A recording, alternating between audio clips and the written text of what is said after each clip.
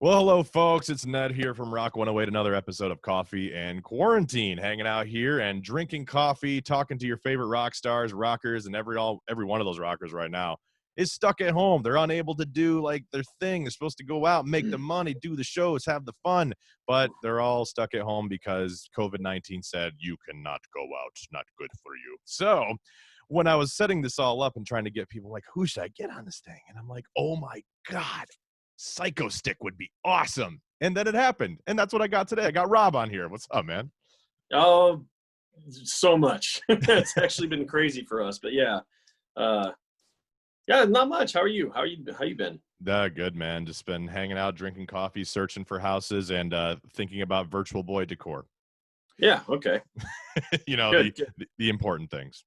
Yeah, that's all that matters. So we got to talk. I mean, one of the things that obviously Psychostick, you guys were supposed to go out on a tour. Obviously, COVID-19 kind of took over. And now you're doing these really cool things with Twitch streaming and Facebook and all that stuff where you're actually playing live shows and getting people to buy merch and keep the band afloat and keep it rocking. So how does that kind of go for you guys?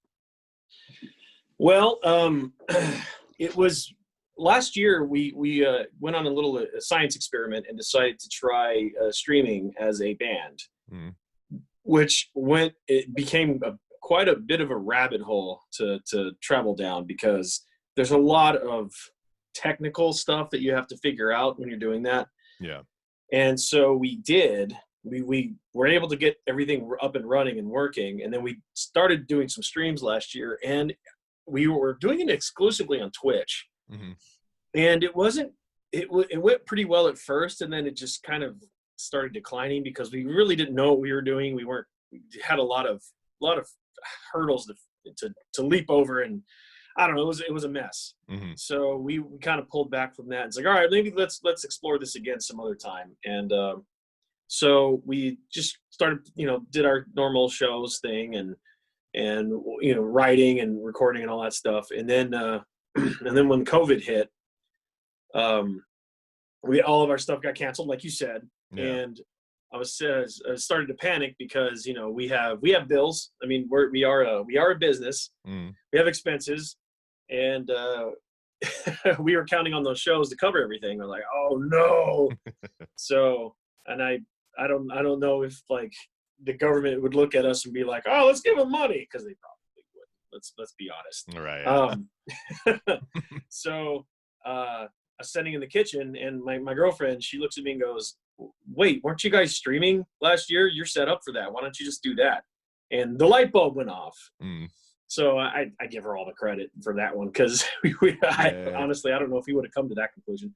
So we hopped back in, made some tweaks, and started streaming. And then we started streaming simultaneously to YouTube, Facebook, and Twitch, which I think was probably the wiser move, because we were streaming exclusively on Twitch because I really wanted to get that partnership and climb the ladder of nerds over at Twitch. Yeah. But it was not working. So now that we're doing all three platforms at the same time, it's working really well. And we started to raise money for charity, and we're able to cover our bills and then some, and operate and as a business much better. And we're doing very well with it. It's like I almost feel bad it's doing so well, but it's a weird dichotomy kind of thing. So I don't know. Yeah. It's cool. It's really cool. It is. I mean, and I'm a fellow Twitch streamer as well, and I noticed that I've seen that a lot more. People are not only just doing on one platform, but they have the ability to do Facebook and YouTube and all that. Is that something that like works in OBS? Do you have to type in? Is there a new program that I don't know about? Well, since it's become more and more in demand, there are ways to do multiple platforms now. There's Streamlabs. I don't know if you know about them. Those guys, they have a version of OBS that I think allows you to stream to multiple platforms at once. You have to just go to the settings and pop all that in there. Okay. I think the Restream.io is another one. I think they have a monthly fee or something, depending on how many platforms, etc. Right. Yeah.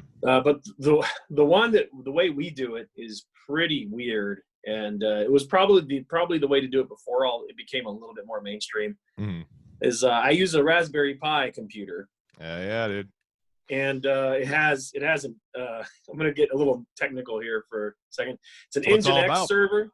It's it's an Nginx server that runs a module that basically hands off your streaming signal to the platforms, and you could put in as many in as you want. Now the limit is your upload speed at that point, right? Which we ran into that problem, but we had it fixed since. But yeah, so it's the Raspberry Pi route that we go. It's a little bit, it's not super easy if you're not comfortable like in a terminal or messing around with Linux, but it's very effective. So I recommend it if you are comfortable with that. And yeah, so that's just one of the hurdles that we had to figure out along the way. So well, that not only just like the upload speed and just getting it streaming and whatnot, but also the sound quality that you guys have. I mean, it sounds like professional recording, like on a stream, and seeing how the bands have really kind of started to adjust to this whole COVID pandemic and doing stuff at home.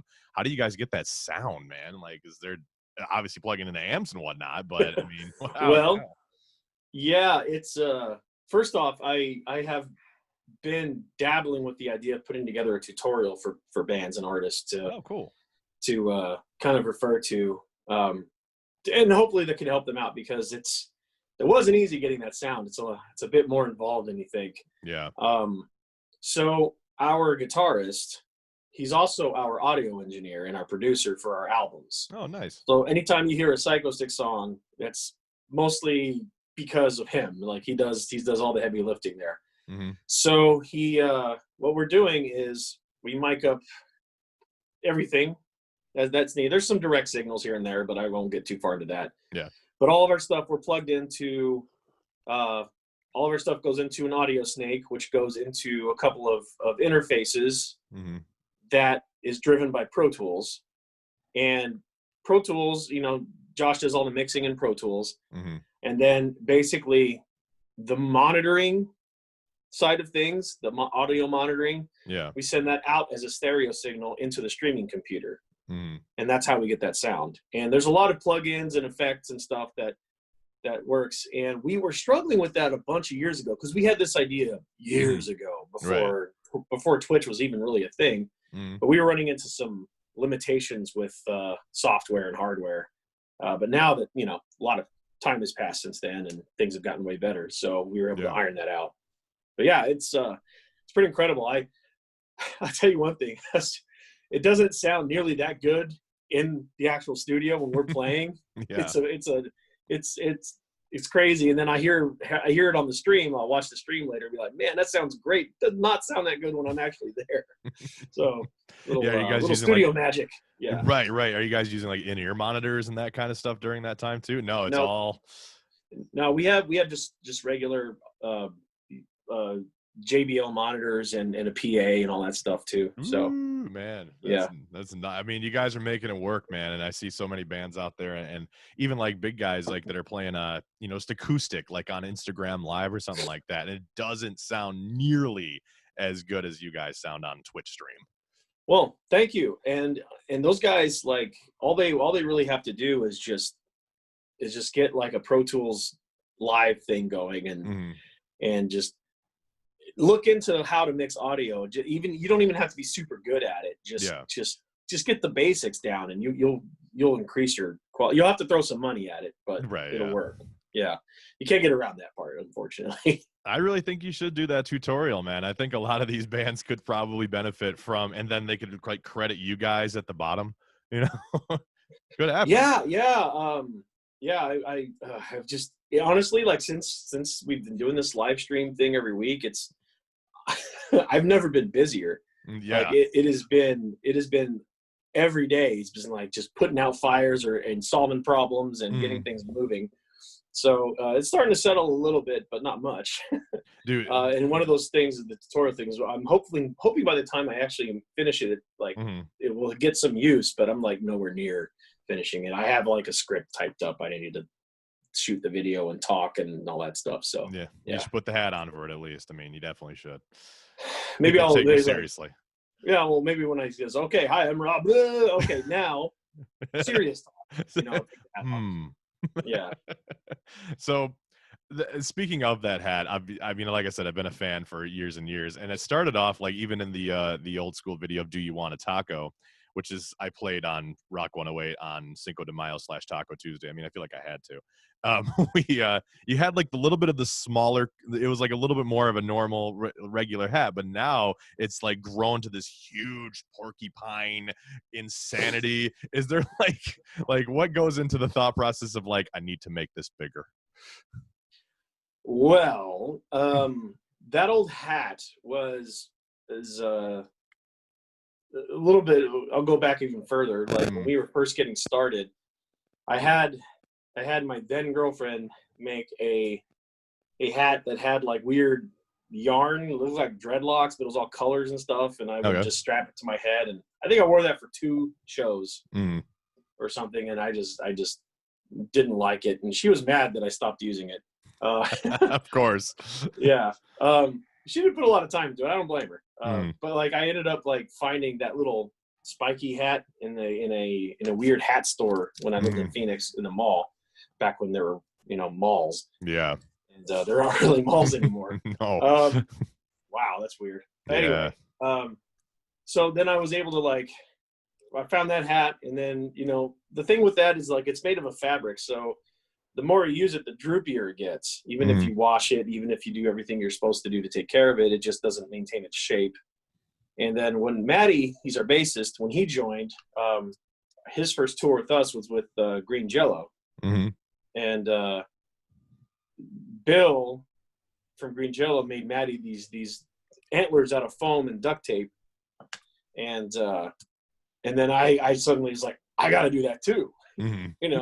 So that's where the bigger hat came from, because it just needed more. Like, you can't, when you're on stage anytime, basically it got to turn everything up to 11 at some point. Oh yeah, absolutely. People are just gonna be like, what are they, yawn, Yeah. So you got to bring out that extra, you got to bring out that performance, and I feel like when you saw Matty with the big antlers, you're like, son of a bitch, he's out hatting me. I need to get something bigger. Well, one of the things about Bill over at Green Jello is that he has all these gigantic, elaborate costumes made out of foam and duct tape, and I mean, up close they look like crap, but but on stage they look amazing. Right. So it's all part of the illusion.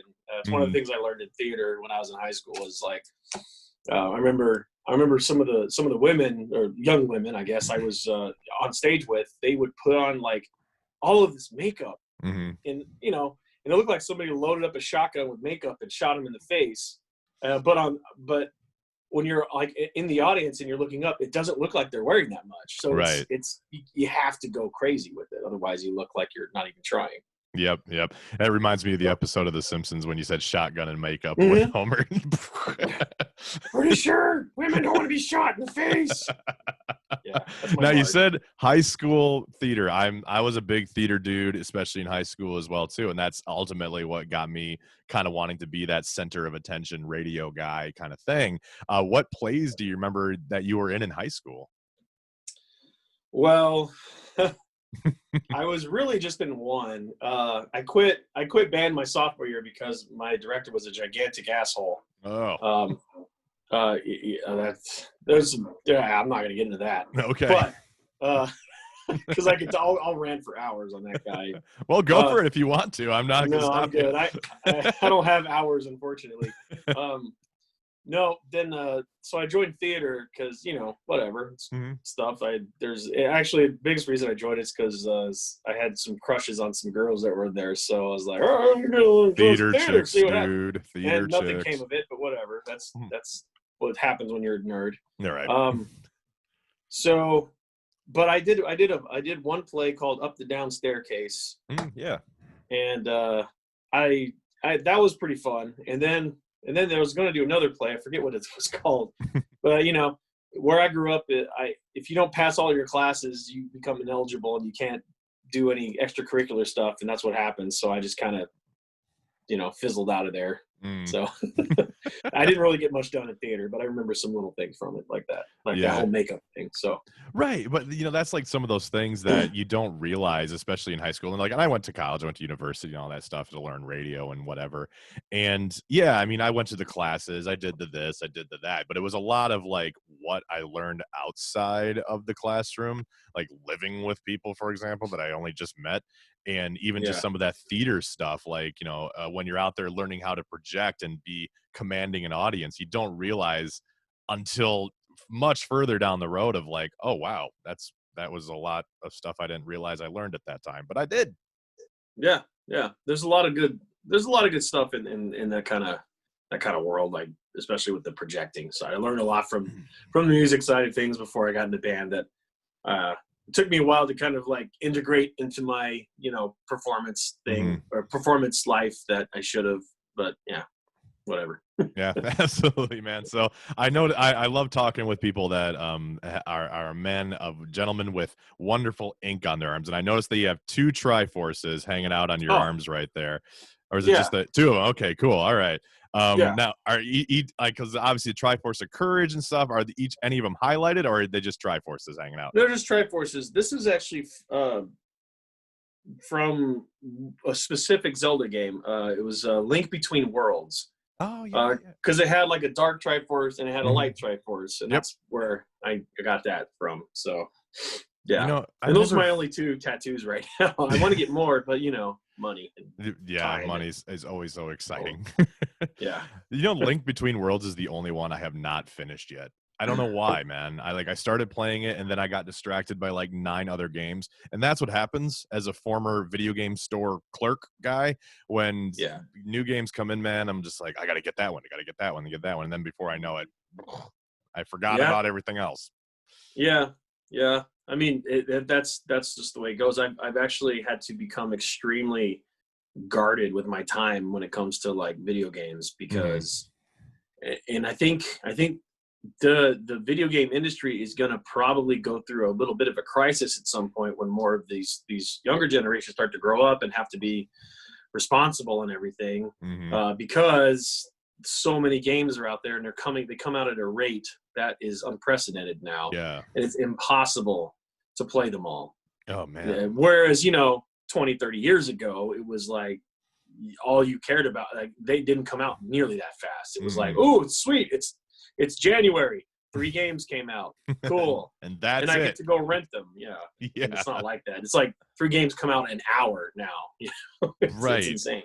And especially with like the downloadable stuff. I mean, like all those new battle royale, as they call them. I'm not a huge battle royale guy, but everyone else seems to be, like, Fortnite and Call of Duty Modern Warfare. And it's just like, I can't keep up with all these, and it's just a lot. And then your hard drive gets filled, but that's a whole different thing. But I know plenty of people that have kids that the moment that they get home, instant right on the Xbox. And I'm like, that's cool. I mean, hey, I used to be that same way as a kid, but it was like Super Mario Brothers. And eventually I went outside and there was something else to do. Yeah. I know. The whole ecosystem now or the community now for games is the landscape, I guess, because completely changed. And I dabbled in some battle royale stuff, and it was and even like stuff like League of Legends and so on and so forth. And it's one of those in those types of games. The frustrating thing is that the only way to get good at those games is to, like, commit yourself for ever. Like, you have to give up everything and focus solely on that to even stand half of a chance. Yeah. And then you got these kids who that's all they do, and it's fine because I was that kid. I remember that. But if you jump into it and say, hey, I'm going to try out this Fortnite thing, you're going to spawn, you're going to fly down from the bus, you're going to land, and you're going to die. And then you have to, okay, I guess I'll go try again. And then that's because all these kids are so freaking good. And that's great. So, I mean, it's great until you have a group of friends that are like, let's play Fortnite, and all you do is die. And that's fine. I mean, that's how you get better, whatever. But when you have to wait for a load time for about 7 minutes before each game, it gets really frustrating, man. Yeah. I mean, the one thing about sorry, go on, man. Sorry, go on. I was gonna say one thing about Fortnite that bothered me is there wasn't really a good way to just kind of practice without that whole thing, like like spawning like on a map with a bunch of bots. And just be like, practice building your stuff and practice aiming and practice the interface, practice like the hotkeys and stuff. Yeah. It's like, I don't know, like that was, I felt like when I was learning how to deathmatch back in like the Quake 2, Quake 3 arena days, they had bots. Like you could download mods that had bots and you could just practice and then you jumped into real games and then it really helped. So I don't know. Whatever. But whatever. now you're at the I don't know what the word I'm trying to say is, but at the mercy of all these kids and you know, the shit talking is still there. It went away, and I'm like, you know, I like online games are fun, but I don't like talking to people online because it's like I want to play games that have fun, man. I don't want to be told that my mom is like getting effed by something. It's like the problem there is accountability. Like you in anonymity, you could be some 15-year-old kid, you know, like talking like just all sorts of crap at somebody that could easily just crush you, but you don't have to worry. You know, it's like, there's just no consequence for being a jerk online. It really isn't, man. So that's why they get away with it. They do. They really it's so frustrating. It's like, oh, you would not be saying that if you were right here, but I would probably be doing the same thing when I was that young. So I was young and stupid too. So I don't know. Okay, whatever. It's a generational thing at that point. I'm like, there was no online gaming when I was a kid, and if it was like you had to get 2 PCs and connect the damn things together, and that was as far as you get. You know? So I mean, there's a part of me that even in movies and books and media today that keeps me grateful for that I grew up in the time that I did, because a lot of people always wrote me into that whole idea of like, well, you had the internet your whole life. I'm like, no, I researched my class projects in encyclopedias and then I had to convert to something called Yahoo.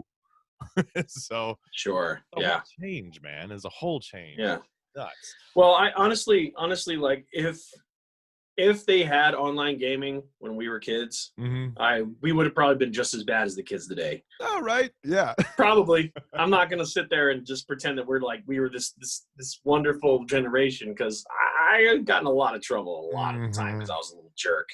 So, yeah. Yeah, where they're blowing up mailboxes in a game, I was blowing up mailboxes for real. I mean, that's what I was doing. Pretty much. Cause an actual disaster. Yeah. Well, great. Well, let's not tell the whole world what other kind of mischief we did, because it could be traced back at some point. Yeah, probably. So, if you don't mind me asking, where's the band based out of? You said you were born in Phoenix, but where's the band based out of now? Oh, I was not born in Phoenix. Not born in Phoenix. Okay. But that's where Psychostick was born, I guess. Right. Yeah. We we're right now we're based out of Chicago. Oh, nice. All right. So yeah, it just made sense for the time, you know. Like we've been all over the place. We started in Phoenix, and then we started touring, and then we realized touring out of Phoenix was a nightmare because it's not close to anything. It's just Phoenix and then nothing for like an 8-hour radius. So like Iowa in general. Okay, gotcha. All right. Yeah, pretty much. So we ended up moving a little bit more central to Kansas City for a little while. And then when it was time to, I don't remember exactly what the catalyst was, but we ended up in Chicago because our video director lives here too, and we wanted to just produce more stuff. So we moved up to Chicago, and it's also a little bit more central than Kansas City, so it worked out better. It's easier to get to like the bigger cities from here. So that's absolutely. I mean, and again, Chicago's like that's, like you said, that central hub. You know, everyone flies into Chicago no matter where you go to get wherever you're going. So, pretty much. Do you spend a lot of time in the city? Or are you like in the suburban Chicago area? No, I'm definitely in the suburbs. I'm not much of a big city person. I driven too many vans and trailers down in downtown Manhattan and things like that to not want to be in large metropolis areas for extended periods of time.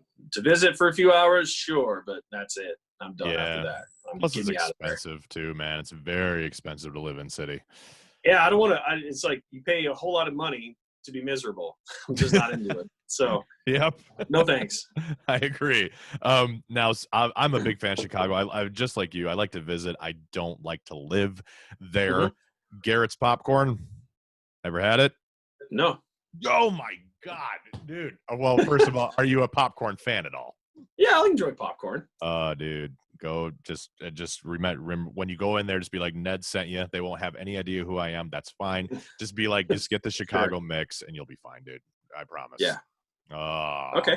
Now I want Chicago corn. Way to go, man. God damn it. I'm just sitting here. I don't know what Well, go get some popcorn. Maybe they're open. All right. They're downtown Chicago. They got a few locations downtown, man. What is it called again? Garretts Popcorn.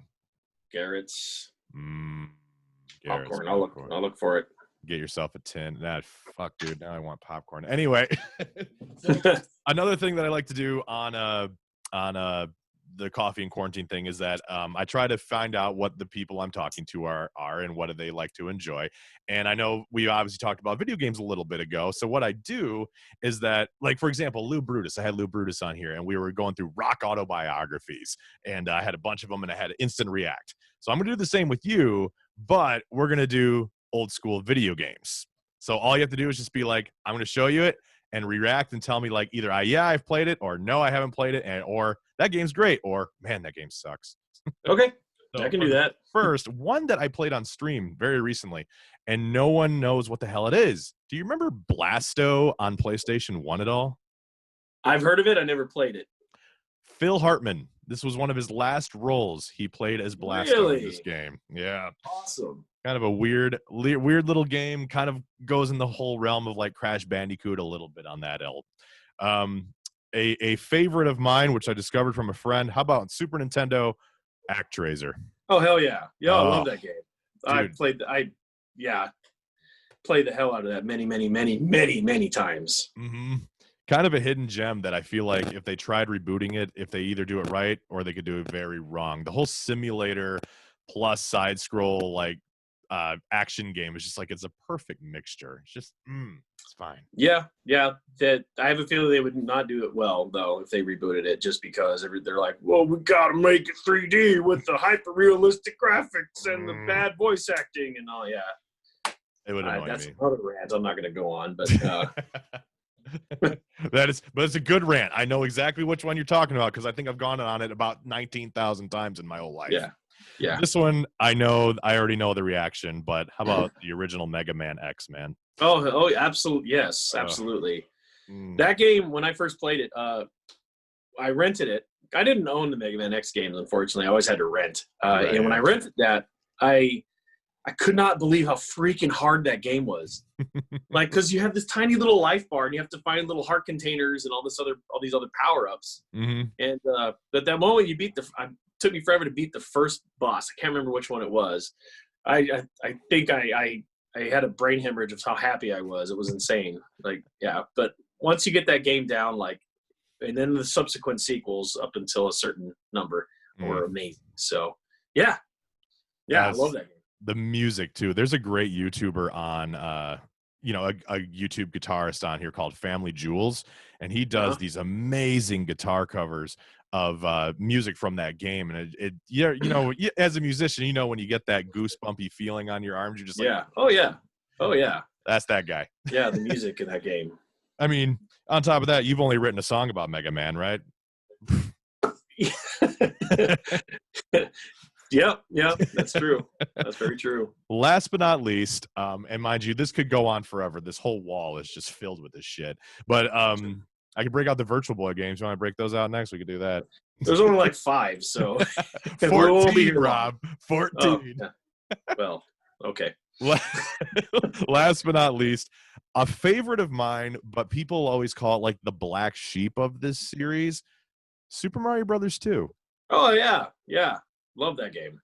Like I got a lot of hate for some reason because it wasn't you know the story behind that game. Oh, I do. Okay, yeah, so it wasn't like planned. They didn't bring the real Super Mario 2 over here because it was too hard. Mm-hmm. So they reskinned a different game from Japan and brought that over, and I had a lot of fun with Mario 2. I thought it was great. Like it was one of my favorites for a really long time, and music is incredible. It's just fun, and yeah, the whole package is great. I love it. I still watch speedruns on it, so. See, yeah, exactly. It's just such an odd duck, and I'm always that kind of guy that likes to go for the odd stuff that people supposedly hate so much. Oh, I hate it. But the more someone hates something, I don't know why, I tend to find the more beauty in whatever that thing is. Gaming is one of those, especially, man. Yeah. Like, yeah, I mean, I like that attitude because, like, oh, the game sucks. Like, well, let me play it for myself. And if you end up enjoying it, it's like, well, that guy was wrong. I enjoyed this game. Yeah, it's all subjective, man. As long as you have fun, who cares? That's how I feel about music too, man. There's so many artists out there, like, because we're, you guys write heavy music and whatnot, and I love heavy music as well too. But if you go to my iPod, one day you're gonna see fucking like show tunes, Anthrax, Slayer, and then like some 90s pop in there, Yeah. Yeah, I got metaled out. I'm still metaled out. Yeah. So yeah. I mean, there's and even things like across the seas, you find stuff in like Sweden that's just like pop mixed with metal. It's like, I get shit for loving the band Babymetal all the time, and I'm like, dude, because it's so weird. I love it because it's so weird. And if you can separate yourself from the three girls in the front of the band, the backing band is just like, damn, that band is sick, dude. Like, holy crap. Yeah. I still haven't listened to them. I keep hearing about them. I keep getting comments like, you guys tour with them. You're like, they have no idea who we are and they don't give a rat's ass who we are, but that would be nice. It would be great if we toured with them, but yeah, whatever. You're like, well, hopefully the Magic Tour Fairy will call us and put that together. So that's another rant, but we're not going to go on that. So when I feel like, could that be like a Twitch thing at this point? I mean, I feel like you've mentioned plenty of times that could be a rant. It could be like Rawb rants. You could do like a whole video series. Yeah, but I kind of don't like being a guy who just rants all the time. I like to create stuff. I don't like to be a whiny Walter. I just want to make stuff, man. Like and stuff that frustrates me, I like to let it pass through and like feel those emotions and move on. Like I don't want to dwell on it. So, but I have thought about doing that kind of stuff, but it's just, it doesn't really make sense for me, honestly. Yeah. I mean, again, that's one thing too, is that people always expect that certain thing out of you. So like, for example, you guys did that cover song for the Angry Video Game Nerd, which was on one of his episodes. Love that guy. I've been watching him since 05, 06, whenever he started.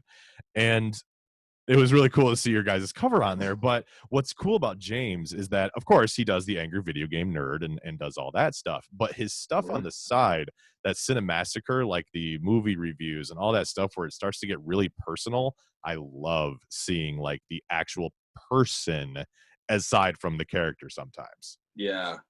He was this crazy thing about that guy.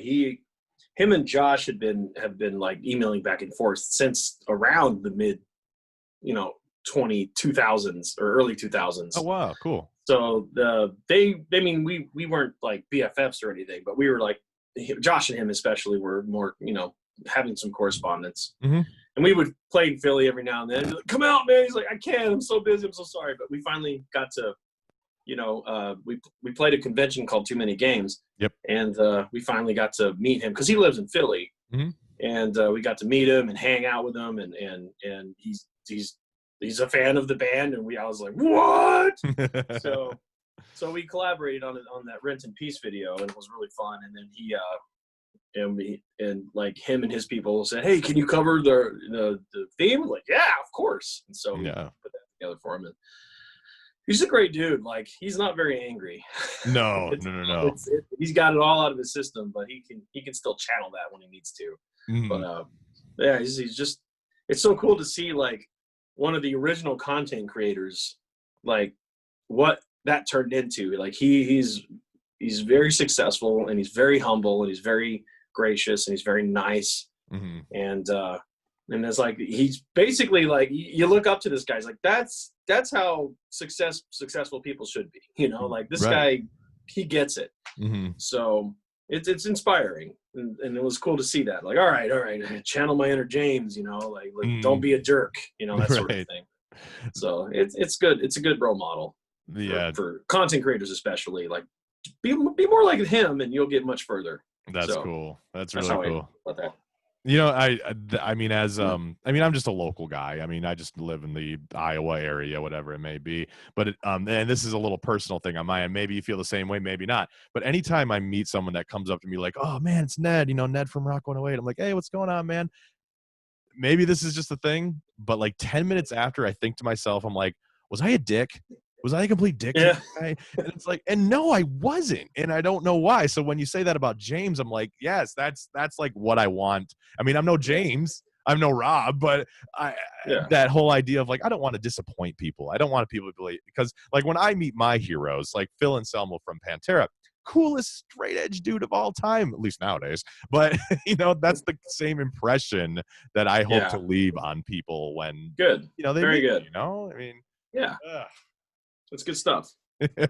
So hearing that from James is just, or hearing that from you about James, a guy that I've watched since 2006, it's just like, cool, man. That's man. I'm happy that that's that case.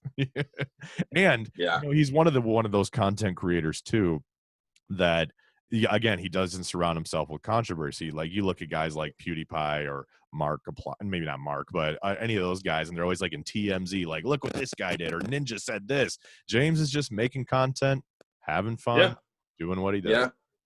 Yeah, he's very good at that. Like meeting your heroes it's a tricky business. When you probably remember, we came out with the Bruce Campbell song. Absolutely. Right. Video was great. Loved the video. And we ended up like, you know, going to convention, and his PR people, you know, hey, you want to meet Bruce? Like, yeah. So we met Bruce, and he had a really long day signing stuff and taking photos, and we were at the very end of the line. They put us at the end of the line, you know. Yeah. You know, we weren't paying customers, I guess. And so we met him, and he's just he was not cool. No, man. I was really disappointed, you know. I was like, oh. But I was really upset coming out of this. Like, man, that guy was a jerk. But then I remember, it's like, wait a minute. He spent an entire day signing stuff, talking to your pimple-faced nerds for like hours and hours and hours and hours and hours and hours and hours. Yeah. And then we show up, we're like, you know, and he's just like, get the hell out of here, you jerk. Honestly, he got mad at me because I didn't take the cover out of the DVD case for him to sign. And it wasn't even for me, it was for my friend. And he's like, get your shit together, and he slammed it on the table, and like, man, I was what? Bruce. Oh. So that was one of the more negative encounters I had. But you got to keep in mind that these guys at these conventions, they're under just not really pressure. They're just like exhausted, you know, because it's exhausting talking to a shitload of people. Yeah. And I feel that too. I'm very introverted. So like after a show, the most exhausting part of a show for me is the fan interaction, because it just drains me so fast. Not because they're mean or stupid or whatever. It's just because how I process energy is different. So it's just like, ugh. But I'm very grateful to them for sure. But don't be like Bruce, be like James. Got it. There you go. It's funny. I hope I didn't crush your dreams about Bruce. I'm sure he's a great dude if you're like having a beer with him and you're not talking about Evil Dead or whatever. You're like, hey, Bruce, what do you think of chocolate chip cookies? Like, hell yeah, man. And you guys get along. It's probably fine. A whole different world. Yeah. You know, it's funny. I interviewed him over the phone. And really? I have his phone number if you want it. I still got it. But yeah, give it to me. It's like, you're a dick, Sin. Remember this day? So I interviewed over the phone. He was fine though. But again, I was his only interview for one day, and he was in a car. You know, so he was doing nothing. He was touring his book. But I did ask him about the Bruce Campbell cover, and I tweeted to you, and you replied.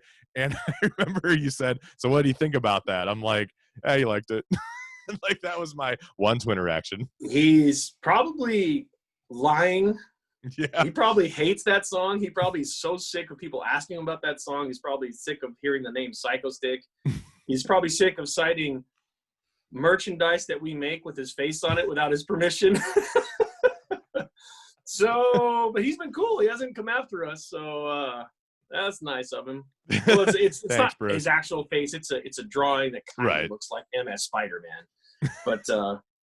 But yeah, he's been signing. I've seen photos of him signing it, and and he's been really cool, and he hasn't come after us. So thanks, Bruce, for that. Sorry I called you a dick, but whatever. Appreciate it. Yeah, I'm pretty sure I'll bump into him one of these days, and it'll be fine. But yeah, it was weird. It was that was a weird experience coming out of there. Wow. I hyped myself up. I was expecting I put expectations on the interaction. I was expecting to be like, "Hey man, you guys made the video? Oh, that video was awesome. You guys are like, can we be best friends?" I'm like, yeah. Thinking that's gonna happen. He's like, "Get out of my face." DVD. Yeah. Bummer. Yeah, But it was fine. maybe there'll be some retribution at some point. You'll be the first one in line, and then it'll be like a great feeling. Yeah, it'll be fine. I'm not worried about it. Like I said, I'll probably bump into him. He's like, "Hey man, hey, all right, cool, bye." Yeah, whatever, it's fine. Big old movie stars. That's how it is. There it is. Cool. Well, I've taken up a good amount of your time, man. First of all, I appreciate it beyond anything. Is there anything you guys want the fans to know out there while you're doing Twitch streaming and such, or all of streaming? Let's call it that. Yeah. So we stream every Thursday at 4 p.m. Central, 5 p.m. Eastern. If you're in Mountain Time or Pacific, you'll have to do the math, but it's pretty close. It's like called the hour the other direction, hour or two. Yeah, so we do that every Thursday, and if you can just watch. You don't have to be involved in the chat. You don't have to donate. You don't have to buy anything. You just watch. The conference are free, and we're basically just here to help you get through this nonsense. We want to make you smile, laugh, or whatever. So it's really just a good time, and it's been going really well. We're raising money for charity every week. We change our charities up every now and then, so if you can donate, that'd be great. If not, no big deal. But yeah, come see us, come say hi, and yeah, the psychostick.com/live is how you connect. So far out, man. Awesome. Yeah. Now, before we round up the day, because I put this on a blog, and we always have to have a screenshot. We got to have a screenshot for the blog. So let's think of something. You can either just smile and just give a thumbs up. Doesn't matter what you do. Or you can be cool in here. All right. Yeah. I've got my mug. Yeah. Or just do whatever. Or if you want, you can go get something. Up to you. Otherwise, we can just. No, I'm good. All right. So we'll do a screenshot in 3, 2, 1. Perfect. Awesome. Rawb, man, it was such a pleasure hanging with you, man, and I can't wait to see you guys back on the road. And I watch your Twitch streams all the time, so looking forward to checking out the next one, man. Oh, thanks for having me. Appreciate it. Yeah, absolutely, man. Well, then in that case, enjoy and go get yourself some Garretts Popcorn. Okay. I'll see if Uber Eats delivers. Hell yeah. All right, thanks. Thanks, man. I'll see you.